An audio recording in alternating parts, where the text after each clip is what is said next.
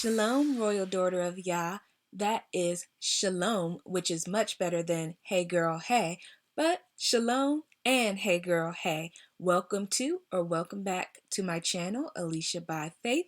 I'm Alicia Victoria. Let's get started. That's right, let's get it started. This is part 4 and it's official, y'all. It's so official. Let's roll call to the royal daughters of Yah who have listened from parts 1 to part 3 and now who are here and in the house, the spiritual house that is, to receive new revelation, knowledge, wisdom, and understanding. Because I want to share this really quick. Through knowledge, the righteous are delivered. Okay, so as the royal daughters of Yah, our righteousness comes from Him. That's Bible, and that scripture from through knowledge the righteous are delivered is Proverbs 11 verse 9b, and through Yah's wisdom we are delivered in accordance to Proverbs 28 verse 26. So we're here not only to learn, to grow in understanding and deepening of knowledge, but we're here to actually get deliverance through the wisdom and knowledge of Yahweh and His word. Bless Yah. Hallelujah. So part 4, continuing from part 3. If you haven't watched it, please make sure to check out parts 1 through 3. And if you have watched it, you'll know that we were continuing and picking up from the Yah ordained marriage promise aspects of becoming and what becoming looks like and what becoming looks like for YOU as a woman of promise, and why it can't be anyone else but you, because it has to be the woman of promise in a Yah ordained promise. And I shared how that looked like in the story of Abraham and Sarah and Hagar. It didn't matter how many other women were in the world, on the planets, in the universe. It could only be Sarah, the woman of promise. It didn't even matter if Sarah chose another woman in her stead and in her place. Only Sarah could truly walk out the role. Only Sarah could truly walk out the process, and she had to do that eventually. And that's a word for some of us. We may be trying to look to others or even allow the discouragement of certain situations or what we see before our eyes to say, oh, it is someone else. Let the prodigal spouse choose someone else since that's what he seems to, quote, want. Oh, I don't want to continue to fight for this. Let it be someone else or X, Y, and Z.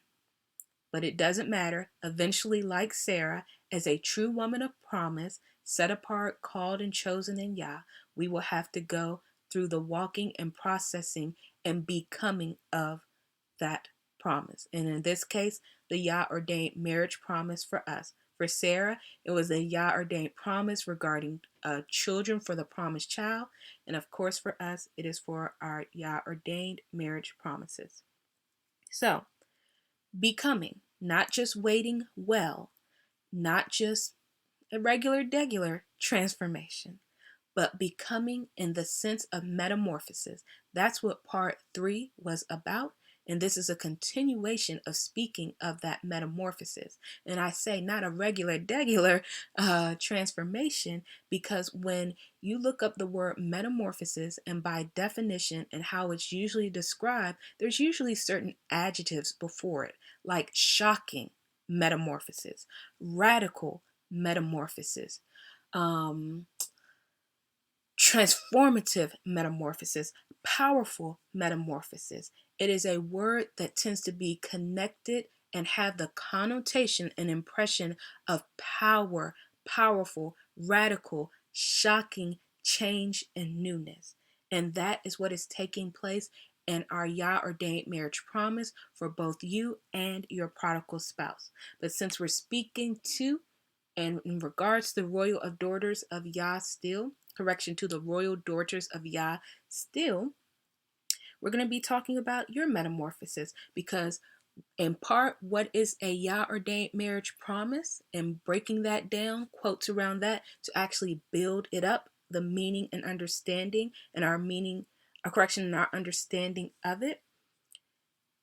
This promise is metamorphosis. It is a journey of processing and metamorphosis. And I had shared about a special creature, a special creation of Yah that we can see in the physical and natural, and that has even been observed extensively through the scientific world, that has an extreme metamorphosis. And that's another adjective that you see connected with metamorphosis, extreme metamorphosis.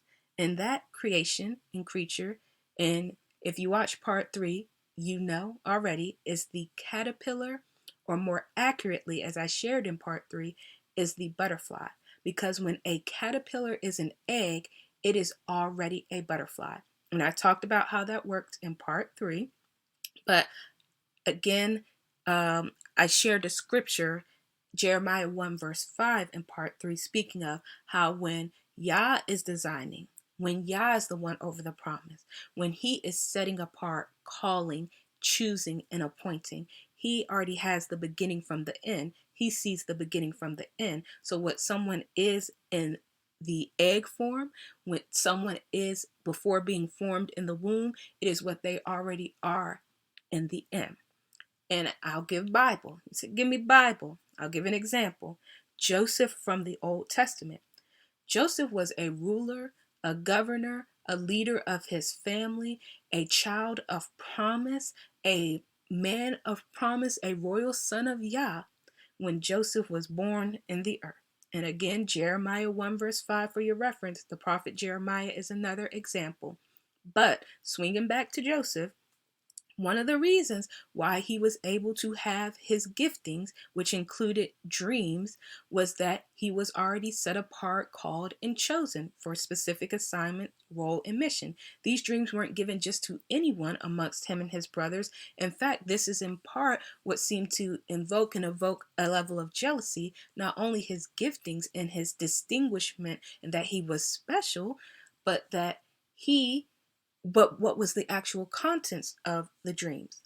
And Yah had revealed who he was in those dreams. He didn't show him through the spiritual meaning and symbolism of the dreams that he was Joseph the boy or Joseph the enslaved. He showed him the beginning from the end, that he was Joseph, a ruler, a governor, a leader. Joseph didn't understand it at the time, like a caterpillar may not understand what it's becoming, like Sarah may have not understood what was going on in her life in the story of Abraham and Sarah to bring forth Isaac, like you and we may not have understood in the beginnings, or we're deepening and growing and being enlarged in our understanding and capacity of the work that Yah is doing.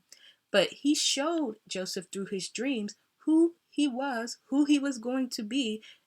And it was a matter of Joseph going through that processing, transformation, consistent change through the metamorphosis journey that he had specifically in Yah. And so there's Bible regarding that, but we are on a journey of transformation, metamorphosis, and not just any type of change, but radical, shocking, extreme change that brings forth the new. And when that happens, like with Joseph, when that promise starts manifesting in the earth, those prophecies that Yah have already foreordained, usually there comes a level of attack, warfare, enemies internally and externally. There may be confusion. There may be a level of things happen. And in Joseph's story, we saw that it was with his brothers. We saw that he was moved into divine separation and isolation, that he experienced extreme attack, and essentially he had to start going into survival mode. Survival mode when he became captive and enslaved. Survival mode when he was in a new land, amongst a new culture and new peoples. Well, I don't know if he understood the language or not, but possibly a new language because he was a Hebrew, not an Egyptian. And survival mode going into the intricacies and power struggles of Potiphar's household, Pharaoh's captain of the guards. So likewise, speaking of his journey and thinking of ourselves and now looking in the natural at the caterpillar, it also does a similar thing. In order to get to that processing of the butterfly that it already is, that processing, it starts going into survival mode and doing the work needed to be done to get to that cocoon, that cocoon of transformation. And before getting into that, I wanted to say one very distinct thing about the caterpillar in speaking to what I shared earlier in this video and in the previous video, that it is a butterfly more accurately from the very beginnings in its egg form versus a caterpillar. Caterpillar is a part of the name for it being a larvae or an immatures, and it is a stage, but it is more accurately a butterfly through all four stages that it goes through. And the reason why I can say this is because even in science, they have shown this. And I'm going to quote from an article that I will have linked in the description box. And I quote from the Columbia Daily Tribune, excuse me. When a caterpillar emerges from the egg, remember a caterpillar is a stage and state of being, but it is a butterfly. It has special cell groups called imaginal discs. The imaginal discs contain very few cells. And let this speak to you because this next sentence, but contains all the directions for making a butterfly. And continuing forward in the article and quote, there's a disc to make the wings, a disc to make the legs, a disc to make the antenna, and so forth. So it doesn't take a bunch of cells. It just needs to take a special cell group, a few cells. In fact, it's very few cells. And I think of the mustard seed of faith. It only takes a special and a few. But within those special and few are all the directions for making a butterfly. So the caterpillar in egg form is a butterfly. The directions are there. It is literally in the cells of its body. The makeup is there to be a butterfly, and I would liken it to us as royal daughters of Yah, who he has set apart, called, and chosen for Yah ordained marriage promise, who he has called us to be is already inside. It just has not come forth. It just has not been manifested into the earth through Yah. It has a set appointed time, Kairos, place, and season, and so forth. Like with Joseph, he couldn't go to Egypt in day one. He was the governor over the land of Egypt, but it was already inside of him by the design of Yah. And again, if you look and study regarding Jeremiah 1 verse 5, where Yah had formed him to be a prophet to the nations before he was formed in the womb. It was in him, literally formed, continued in him when he was in the womb until the actual day of the reality of that manifestation in the earth. Now, before we get into where and why those discs are not just instantly making a caterpillar a butterfly, and why you don't see caterpillar eggs with wings and caterpillar with beautiful butterfly wings, I want to talk about their surviving more and why those special cell groups, those imaginal discs, can instantly release the directions for the caterpillar to be a butterfly. For one, they have a set appointed time and place that Yah has designed them to be released, but also because the caterpillar is in the larvae stage, these discs can do nothing because the caterpillar is in such an immature form that the directions cannot go for it. You could see that in the story of Joseph, especially how he started out, how he would talk to his family, reveal about his dreams, how some would say he was like even bragging and had a level of pride and arrogance and ego. He wasn't ready for the releasing of who Yah had called him to be. He had to go through his testings and trials and warfares and wildernesses, seasons. And even the scripture speaks about that Yah himself had to take Joseph through certain things to test his character. Now, speaking of our survival and looking at the caterpillar, and as I share about the caterpillar in the natural, please think of yourself in the physical and the spiritual, and how Yah is processing you and becoming and metamorphosis on your Yah ordained marriage promise and journey. The caterpillar goes into survival. Joseph went into survival once his life started to radically change. You and I started to go into forms of survival once our lives began radically changing. Once we started getting the revelations and prophecies from Yah.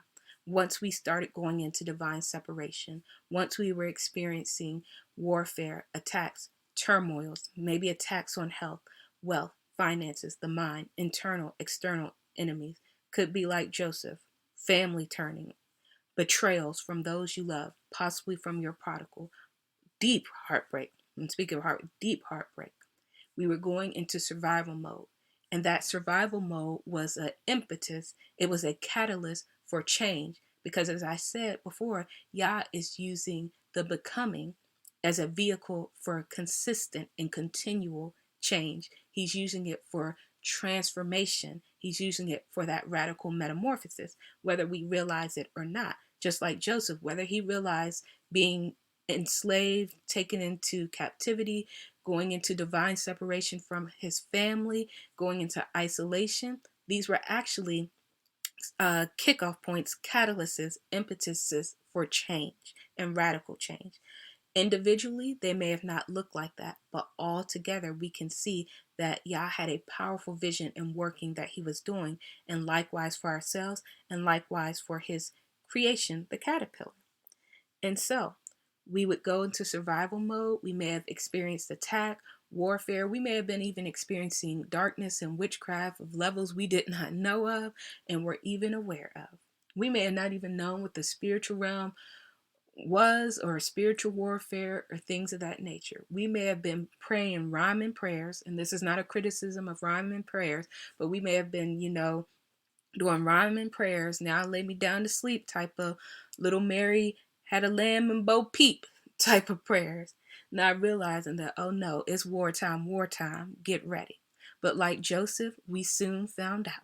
By the time we were in Potiphar's house, by the time we were in those shackles and chains and in a new land, we soon found out and were awakened. And for some, a rude awakening. But sometimes transformation and metamorphosis is like that in the processing and stages of becoming. And as I mentioned, metamorphosis is defined as 2 or more distinct stages, emphasis on more. For the butterfly, it's 4 stages. For you, it may be 9 stages. For Joseph, it may have been 12 stages. But there are stages. And in the initial, it is survival mode stage, is what I would say. Coming to terms and reckoning with what's taken place. And for that survival, we need the right tools. We need the right mindsets. We need to come eventually into a place of right standing and bearing so we can survive. And for the caterpillar, that looks like doing the work. For Joseph, it literally looked like doing the work as well, but he was enslaved, so he was in forced work. And for us, that also will look like doing the work, starting to do the work Yah wants us to do so we can actually move how he wants us to move forward in the processes and the stages. Now, for the caterpillar, again, using the physical to help us in insight with the spiritual. It has to go into a survival mode of constantly eating. It spends its days eating, and eating, almost eating like mad. You may have even heard of the children's book, The Hungry Caterpillar. It's like a word that can be synonymous with caterpillars at times because they're so voracious in eating. They're known as nature, like when you see the leaves with like holes in them and bite marks and things, these are a lot of times the works of caterpillars because they spend their days eating and trying to get to higher places, like hanging twigs. They start looking for places like that so they can eventually build and be in the hiddenness and shelter of their cocoons. And this eating is purposeful and intentional. And it is not only for them to have energy to do the work for their transformation, but this eating is a form of preparation because with the eating, they are able to start producing this silk in their body or storing up this silk in their body that will allow the cocoon to be actually able to be built. So through the eating, Yah is giving them provisions and resources, and a special resource, because I would say the silk is the most royal and elegant thing about a caterpillar. They start getting something that's very new and a foreshadowing of who they are going to be in the becoming, the butterfly. So it allows them to have energy, allows them to have, I would say, the royal materials and provisions, and likening to us, what Yah does for us, and to share a scriptural insight. It is like, in a sense, when Messiah was in the wilderness, when he was experiencing temptation, when he was going through fasting, before starting his ministry work. So before starting his ministry work, again, the emphasis on the work, he had to receive spiritual food from Yah because he was fasting. He wasn't literally eating. So to do his work, to go through the temptations, to go through the trials, he was doing his form of eating, but it was a spiritual eating. And that's why I say, let's look at the physical and the natural, the caterpillar, to speak to the spiritual. What we should be doing in these times of surviving in these initial stages is eating of the spiritual food. And Messiah spoke of this in Matthew 4, verse 4, where he said, "It is written that man does not live by bread alone, but every word that proceeds from the mouth of Yah." And he was speaking against the enemy. He was in wilderness. He had not started ministry work, but this was in preparation for ministry work. He was in his own stage of becoming for who he already was, is, and will be, if that makes sense. So, the caterpillar, yourself, Joseph, we all went into periods of survival, divine separation, and even isolation for those of us who are on this Yah ordained marriage promise. Eventually, isolation may take place, must take place. And for the caterpillar, that looks like going into the cocoon, where they're literally set apart and isolated from the rest of the world. And for you, it may have looked like going into really quiet times because your life was filled and focused with dealing with the heartbreak, dealing with maybe the trauma, dealing with the attacks, dealing with being in the captivity and newness of the land of the Egypt, whatever your Egypt looked like, dealing with warfare and the bombardment of things that may have been coming your way. How that looked like for you. And so I want to now talk about in the caterpillars before of why, again, those wings don't just instantly sprout up on it, because it has the cells to make it, why those directions just aren't released. And I'm speaking to why sometimes we will say, why can't I just already be with the prodigal? Why can't God just make it happen? Why is it not the time yet? Or I've waited this long.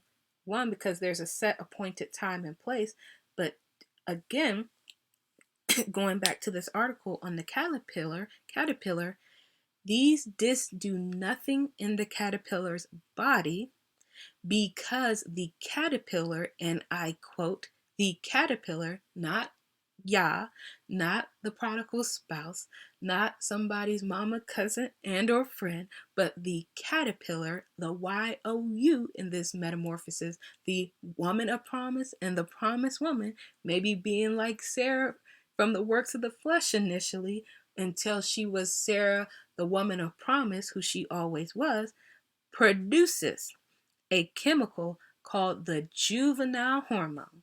Come on now, if that name, if you're not picking up with the name, track with me. The caterpillar produces a chemical called the juvenile hormone that prevents the imaginal disc cells from duplicating and growing. So literally, the caterpillar stops the work of the directions for making itself a butterfly, for allowing those things to be released, to go into wings and legs and antenna because of the juvenile hormone. And that's how it is for some of us. And that's why, like we can see with Joseph, it will be that 13-year journey, not only because Yah has an appointed time, but there's a processing and becoming and testing for us before we get into the work, our butterfly work, as I would call it, or ordained work, our holy work unto Yah, our special service for him and his people. And that is a reference to part 1. Not only that, there is a great transformation, a great metamorphosis and physical change that must take place, but the caterpillar has to be ready for it. They have to be ready for change, and they physically have to get to a place where they are ready for change. They have to start moving from the lowly places, from the ground, to higher places to build those cocoons once they have done enough of the work to finally have enough silk to finally be able to build that cocoon, because they're not just building anything. This is a silk cocoon. It's like a royal cocoon to be able to do now the work of becoming inside the cocoon place. And for us, that can look like doing the work of leaving the lowly initial places, the stages, the dark places of maybe trauma and heartbreak, and moving past, like, oh, what the prodigal did, or what the counterfeits are doing, or how others are treating us, or that we're in Egypt now, whatever, however that Egypt may look like, or things are unfair, or just crying out to God over and over about the same things in a way that is vain repetition, but not actually doing and getting to the work and waiting well to move forward. So we have to get to a place of letting go, not dwelling on the past, doing the work to heal and move forward from the trauma, getting our eye and gaze fixed and focused on Yah and what He's doing, and saying, okay, I'm going to get my eyes on what I see in the physical and what may not look right in my circumstances, in my environment, and let's do the work. And when we get to that place, we will start going to the high places in Yah, the higher places where only the cocoon can be built, where only the cocoon can hang. Notice the cocoon can't be built low on the ground. Notice the cocoon cannot be built in stage 1 or in the early stages. There has to be a level of work. There has to be getting out of survival mode. It has to be going to higher places before that work can begin. And once the caterpillar is in the cocoon, then the deeper work is started. The even more painful begins. And I know some of us have experienced this. And for some of us, it was shocking. And for some, it will be shocking because it's like that first wave of pain, that heartbreak, maybe betrayal, the warfare, what took place was like, wow, that rocked our world. That was intense enough. But look again in the story of Joseph. It wasn't just the betrayal of his brothers, being taken from everything he known, the assault on his dignity, the physical attacks, being put in shackles and chains. There was another level of warfare once he got settled and out of survival mode in Egypt, once he started having favor and was allowed to have a certain position in Potiphar's house.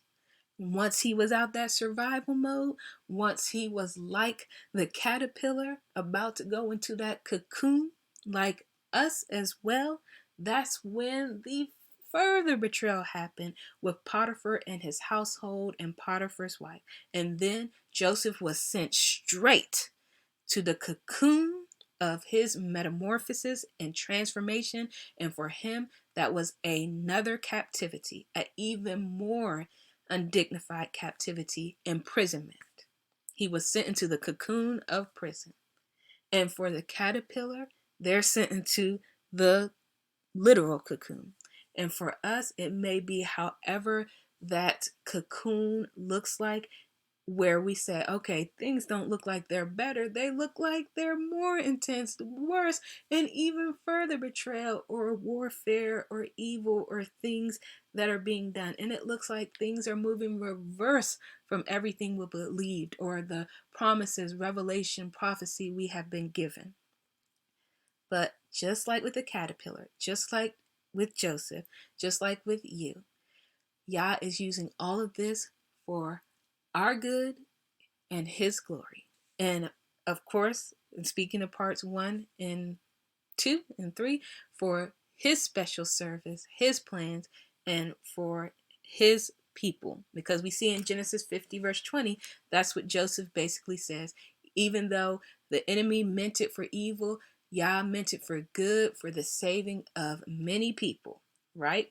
And so when we all go into that cocoon, it actually is like going into a new stage, a catalyst for the more deep and harder pain and transformation. And I gotta say it like reality. It's not going into the cocoon and now it's for more happy times. We saw Joseph in prison. It wasn't about happy times. And I'm going to tell you about the caterpillar when they're in the cocoon. It's not about happy times. It's about going through the pain and stages and changes of bringing forth that radical transformation to the new. And literally for the caterpillar, those imaginal discs do nothing. Because again, not only has the caterpillar shut it down with the chemical called the juvenile hormone, which has stopped, I believe, by the time it is in the cocoon, but once it's in the cocoon, the imaginal discs now go into a different trait and another stage. What they start to do is actually start releasing enzymes against the caterpillar's body. Disclaimer, it's gross and let you know that digests it alive. So the caterpillar starts to self-digest its body just based on these very few special cell groups that have the direction for making it a butterfly. So it literally has to have the old self destroyed. It literally has to do the inner work, face things, deal with the pain, the trauma, the betrayal and heartbreak and isolation and dark imprisonment that it has now experienced it. And I think at this point, I'm not just talking about the caterpillar, but Joseph, but you in this story. So that's why I say the caterpillar has to be ready for that change. It has to go to that high place and enter into the cocoon. And for Joseph, Yah allowed the circumstances to move and thrust him into that. And so when we go into the cocoon, it is the next level of promotion. It is the next stage, but it is painful stage. It's the stage of death. When we see Messiah and the crucifixion, I would liken it to the stage when he was going into the cross and then into the earth for 3 days and going like into the dark, into the heart of the earth, according to scripture. And what I would call being in that cocoon place before the resurrection, and he came back with his glorified body. Again, glorified body. And that's who we will be once we go through all of our stages. We're going to come out with that glorified body. Yah did it for Joseph. He showed that he did it for his son through his son, and we see that he even does it for the caterpillar. How much more so for you? So the caterpillar before looks like being in lowly places, immature, having internal and external enemies, being hidden, being able to only go so high, blending in and looking like its environment, being slow, carrying weight versus a butterfly, it's free to flit and fly. It does not imagine an identity beyond its circumstances or that it's going to be a butterfly. And that could have been the case with Joseph as well. And thinking, okay, where's the fulfillment from his dreams? Where was his hope? Things seem to be worse, not from glory to glory, strength to strength, but like worse to worse to worse to worse. And betrayal and being forgotten and hidden in literal dark places and put aside and forgotten. Where was his God, it seemed? We heard how Messiah said on the cross, he was calling out to God, my God, why have you forsaken me? It's not because Yah had forsaken me. And of course, there's context to the meaning of that scripture, but we can all feel at times, us in the human, Joseph, and ourselves, that, where is God in this? Where's the promise? I was given the dreams. Why was I shown these things? And we're not even thinking about us being a part of Yah's grand plans in these butterflies and who he has called us to be, because we're so immersed in our circumstances. And so I wanted to talk about what that before really looked like, because that is what gets us to the place of being called by Yah. As I talked about in this becoming, it's set apart, called, and chosen. And many of us are called, but like the prodigal, we're not answering to the call of our new name or our calling for who Yah has called us to be, his royal daughters, women of promise, the kingdom wives of our spouses, and etc. The good things Yah has said. When he is saying those calls, we still might be answering to, our old names or who we used to be. For example, if you call the caterpillar butterfly, butterfly, butterfly to it, it still answers to the caterpillar. once that caterpillar goes to the high place, once it's ready for change, once it's ready to go through the painful process of self-digesting its body using the enzymes from those very few special cells. Notice it didn't say the rest of its body or makeup did this. No, this came specifically from the cells that have the directions for making it a butterfly. Once we get into those places, I believe that we start seeing, we come into a better understanding of who Yah has called us to be and begin to understand, oh, this is the work of a butterfly. Now, in closing, I wanted to say two more things or so about that inner work that happens in the cocoon. It's not a time of peace, though Yah can give us peace in it. In fact, it's a time of increased warfare.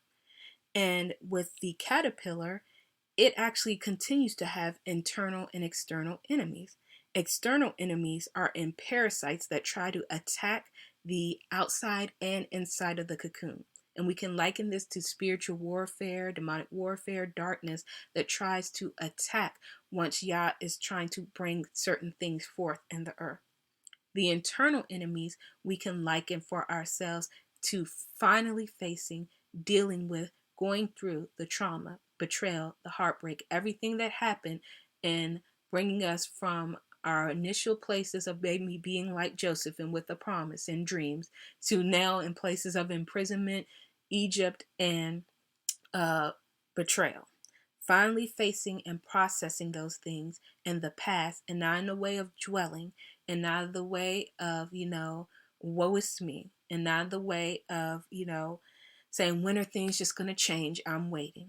No, but finally facing things and let Yah dealing with the ugliness, the purging, what needs to be destroyed, what needs to be in the sense of self-digest so the juvenile can be removed. There's a scripture that comes to mind, 1 Corinthians 13 verse 11, reminding me of the juvenileness of the caterpillar. And for us, when we're in certain stages, and it is, when I was a child, I spoke like a child, thought like a child, argued like a child. Now that I've become a man, I have finished with childish ways, or depending on your translation, I have put away childish things. So we, in our initial stages, we may have spoke like a child, thought and argued like a child. And these childish mindsets is what we may be brought to Yah, and how we were living out our lives and going through the warfare and the becoming and the transformation. But when we are ready for that change, when we are ready to go to the high places, move from survival mode and go into the cocoon of darkness and imprisonment, because the cocoon has darkness in it, literally for the caterpillar, we have now gotten to the new stages. We are now coming to a fuller adulthood and have finished with childish ways. And for the caterpillar, that is one of the reasons why now those special imaginal discs, those cells, can start releasing the enzymes to do the work, to deal with the inner, to destroy the body of the caterpillar, to destroy the old, to bring forth the new. So it is painful. And sometimes some stages are very painful when Yah's doing his spiritual work. Again, likened to Joseph. But it is the inner work needed for healing, for getting ready for the transformation of the physical, and for getting us ready for the calling of a new name and the recognizing of who Yah has called us to be. Because from the beginning, he has called us by name and had an appointment and assignment for us. But being able to hear that, having the right mind, eyesight, putting away childish things, all of that has to be dealt with. All of that has to be removed. All of that has to go into the cocoon and the inner work that is done there. So now we can start hearing the calling aspect of being set apart, called, and chosen. And that is why you will hear a number of people, if you've heard different things in this Yah ordained marriage community, kingdom marriage, God ordained marriage communities, that when they get to certain stages, and for some, and this is speaking to the stages that Tequila Coleman talks about in her channel and books, there is a certain stage where we start recognizing our spiritual ministry callings, okay? initially we knew, okay, or we had the revelation, or we literally had the knowledge that we are called to be wives and who our spouse is. But a number of us were not thinking beyond that. Like, oh, I'm going to be a wife, yes, but we're not hearing the call of our spiritual ministry callings, our priestly callings, because being a wife is spiritual in ministry, but we also have a priestly calling and a Yah ordained marriage promise, because going back to part one, a Yah ordained marriage is a holy order for special service unto the Lord and his people, usually meaning priestly. Rewatch or watch part one for further understanding if you would like. So when we go into that cocoon, we start moving into our priestly calling. We already knew about being set apart to be the wives. Now it's time to start hearing the calling part, and Yah starts speaking to us about that. And for some, that's where they hear that they have been called, like Jeremiah, to be a prophet. They literally start receiving that calling from Yah, and he confirms that to them and reveals that to them. Or that they are a teacher in him, or however their priestly calling may look like. But now they start to have those ears because the work is being done, the inner work in the cocoon, the hidden place, so that they can emerge in that metamorphosis completely new, physically, spiritually, emotionally, for the Yah ordained marriage promise fulfillment. And again, and I'll close with this, I liken it to what I shared about Messiah earlier in the wilderness. That process was taking place, that 40 days, the trials, tests, and temptations in wilderness places in before his ministry work and his priestly work on the earth. So this is the time for the calling when we're in the cocoon. And I will say that not all caterpillars become butterflies. Not all caterpillars go into the cocoon. And not all caterpillars turn into butterflies. So again, we know that this is for the royal daughters of Yah, the women of promise, those who have been called into special service. And I think of it when I think of Hagar and Sarah. Both may have been, quote, caterpillars in this analogy, but only one could turn into the butterfly. Only one could be the woman of promise. And likewise, yourself. There may be many who look like caterpillars around you, because there are many who operate in childish ways, who have certain limited mindset, who, have immaturities, as the caterpillars are called, in the immature stage. They don't move beyond that caterpillar mindset and even view and vantage point. They never even go to the high places to make the cocoon or twigs. They don't have those special cells created in them from the very beginning to become butterflies, to have the directions for making butterflies. They will be born, live, and die caterpillars. And I'm not saying that offensively. Everyone has their place in creation. But for the royal daughter of promise, the woman of promise, the daughter of Yah, who has those special directions inside themselves, who was already set apart, called, and chosen, she will be a caterpillar that turns into a butterfly. And I do want to add this part, and I thank you for your patience because this video is a little longer, that this also speaks, I feel, to those who have to deal with counterfeits, whether those are counterfeit women or those trying to counterfeit the blessing, however a counterfeit may look like. A counterfeit can only go so far, and let this be a lesson from looking at the caterpillar. A counterfeit can look like the God ordained from the beginning. They can look like the immature caterpillar with the juvenile hormone, refusing to go to the high place in survival mode. They can look like the caterpillar, how you look like in the works of your flesh, the works of the old. They may not even look like you, but they may just be a counterfeit, and they can look like a caterpillar, and you both are caterpillars at that time.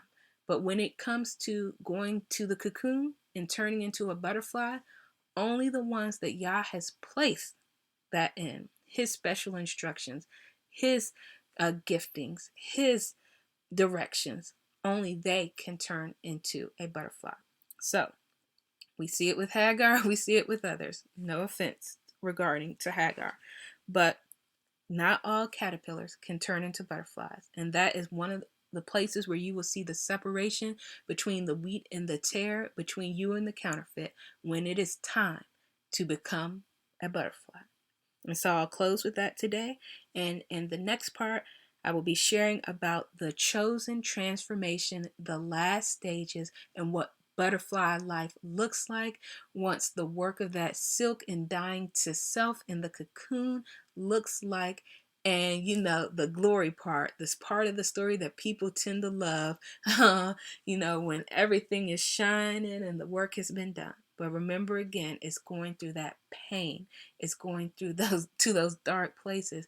It is learning how to move from survival mode to receiving the silk and the provision from Yah, to move in alignment with his plans and facing things before getting to that place.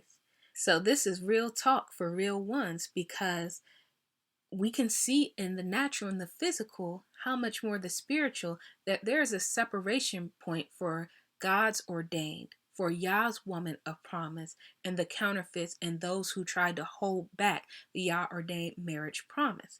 And with what I mentioned, that all caterpillars don't turn into butterflies, there's a stopping point. Some caterpillars won't have or get to that place at all. They don't have it in them. Others will try to do it, because some caterpillars can become moths, okay? But they still won't be able to be the butterfly at the end of the day. So eventually that separation comes from the wheat and the tares. And again, because I love sharing about Joseph from the Old Testament, that separation came from him and the other prisoners. Eventually it was seen that no, this is a man of promise. This is Yah's man. And this is who Yah said he was from the very beginning. And so I leave you with that encouragement. And there was one more thing I actually forgot to say earlier, that with the caterpillar, Joseph, and ourselves, there will be those stages in the cocoon and before going to the cocoon, in the earlier stages of our Yah ordained marriage promises, where we may be like the caterpillar, being pushed around, people trying to step on us, towering over us in power and authority or circumstances, not because they're truly holding the power and authority, like with Messiah when he was going to crucifixion, like with Joseph when he was in Potiphar's house in Egypt and in prison. The one who Yah had truly given the power to was his suffering servants in those examples.